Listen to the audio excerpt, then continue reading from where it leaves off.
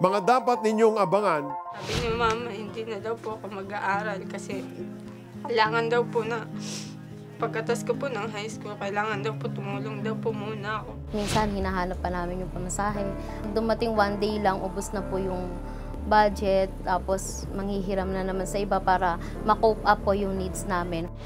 Kung diretso sana mata ko, hindi to mangyayari. Sana mas marami akong kaibigan. Parang ganun na feeling, parang self-pity. Every time na pumupunta ako sa Maynila, ang dami-daming namamalimos. Kahit bigyan ko sila ng barya, hindi pa rin sasapat yun eh. Masakit yun para sa akin. Kasi nung time na yun, gusto na, nagbabalot na rin po siya ng damit niya. Gusto na rin po niya umalis. Sabi ko, sige, pag umalis ka, patayin mo na rin ako para wala ng problema. Pag nagbibigay ako, masaya ako. Hindi man ako nakakapunta sa mga lugar na yon. Alam ko nakakarating yung, hindi mo mabibili yung joy na nararamdaman mo.